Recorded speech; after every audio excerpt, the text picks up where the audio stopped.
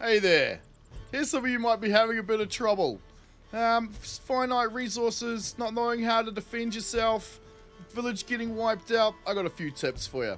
First one we'll start with though, has to be, absolutely has to be the market, which I think is ill named. I don't think the name is correct because it's a transport hub. That's right. That's what it does.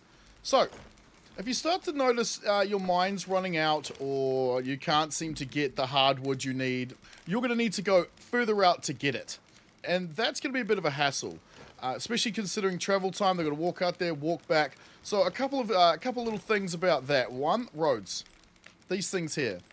The road maker is necessary. You must use that. You have to hoe the land out first with the hoe, and then you've got to use the road maker on it to create the road. Now the road maker also lets you smooth out these sort of rough edges to give you a bit more of a ramp, which is also nice. But more importantly, this, everything moves faster.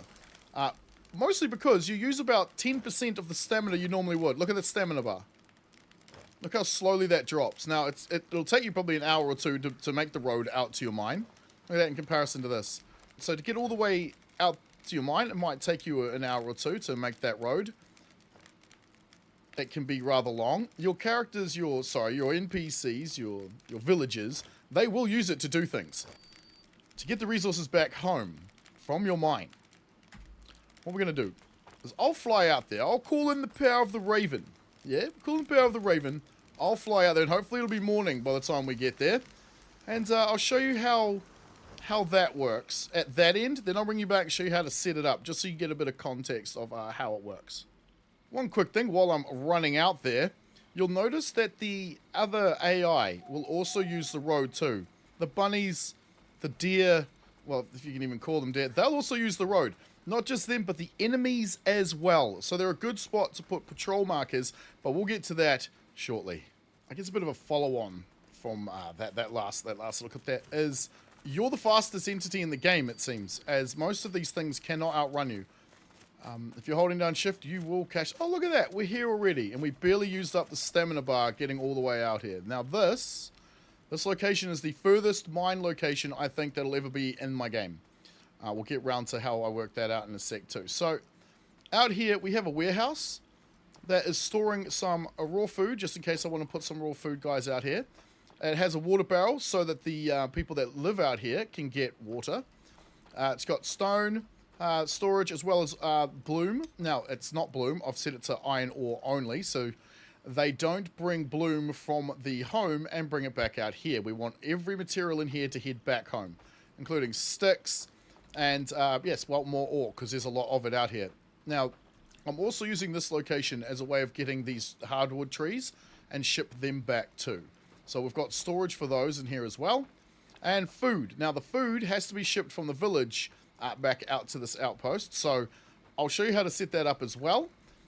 But it's a good idea to put their housing out here, so they will sleep here and not back at the village, because we are, as I said, all the way at the other end of the map. That's the... Actually, while we're here, I might as well point this out. Every playthrough I've ever had, the mine seems to be the same distance from the shipwreck. Where is it? It's in here somewhere. From the shipwreck back to itself, that distance seems to always correlate the same towards where the next mine might be. As you can see, there's the 3, 1, 2, and 3 down here. And that distance seems to always be the same from each other. Not obviously not from him to him, but those are my 3 mines. So, yes, you want to make sure you've got everything you need out here, including his torches, or her torches, and her tools also need to be shipped out here, or she might go home to try and get them. On top of that, leisure is also necessary, so you'll need some of these. Otherwise, they are going to go home and relax there instead, and then they'll run all the way back out here, which I don't have to tell you will waste most of the day. It's a very long trip, although it only took me about 3 game hours to run here on foot. Alright, so warehouse for the guy to come to and to take stuff away that's accumulating all the resources from this outpost so we can ship them back home. Alright, I'm going to call in the Raven, fly as far as I can, and show you how to set that up back at base. As we're coming into the home, you can see the necessity for the outpost idea. Look at all the trees are gone. we've carved them all down to create this giant monolith of a village. Would you even call this a village at this point? Okay, we're just going to ride back home, and I'll explain how the market works. Alright, so your market building. You have to assign workers to it, just like you have to at the warehouse back at the outpost, or nothing will actually work. Because the guy working in the mine will bring the materials from the mine and put it in the mine storage. He will not bring that home. You'll have to go get it. That's why these are so important. So here we have Bodil. She's taking food from the food warehouse to the outpost storage using the cart 3. So you just click on it. Let's create a new one just so I can show you. So you'd add the task. You want to take it from here. And this tells you what all the stuff that it could possibly be holding. So you can select it later. If what you're needing to send is not in this list, you've selected the wrong warehouse. 2, whichever warehouse is going to be taking it. Let's just say this one, even though they're in the same place.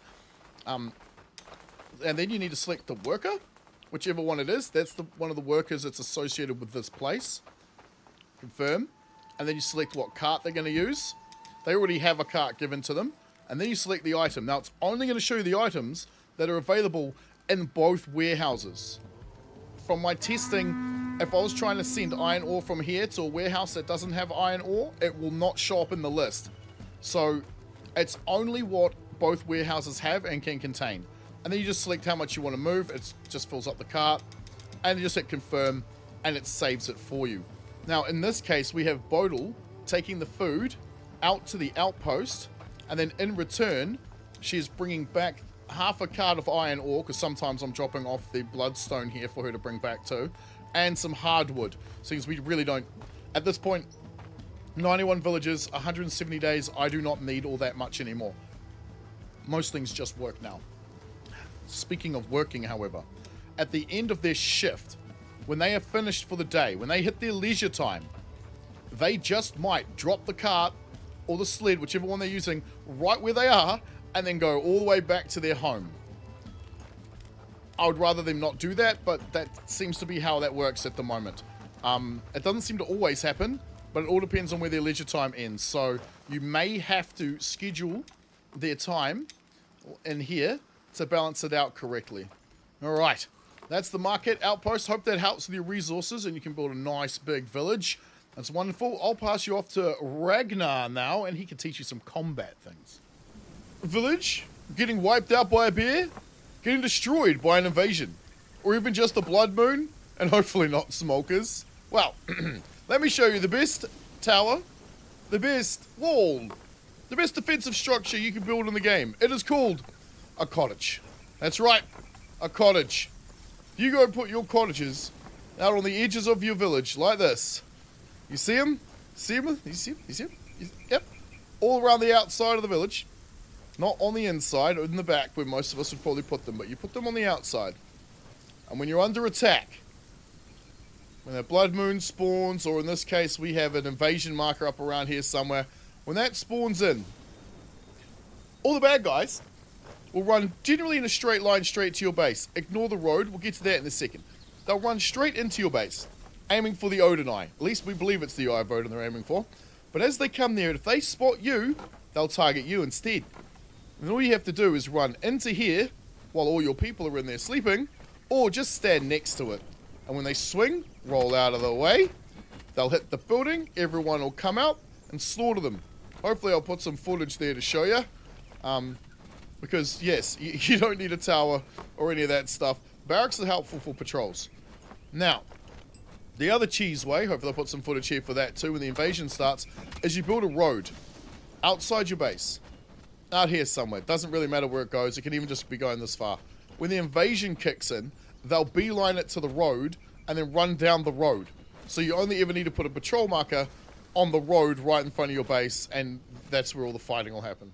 So you're trying to build your base, you're terraforming a little bit, and you end up with those big giant yellow rocks you can't really do anything with. Or can you? Yes, you can. You can bury them. You can bury them. You can bury them underground. You just got to get the right building. And find the right place. There we go. Something like that.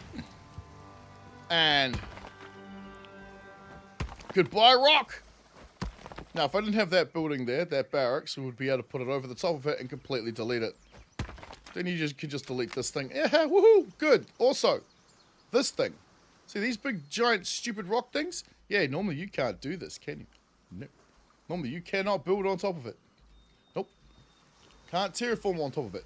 Nope. Or can you? Yes, you can do this.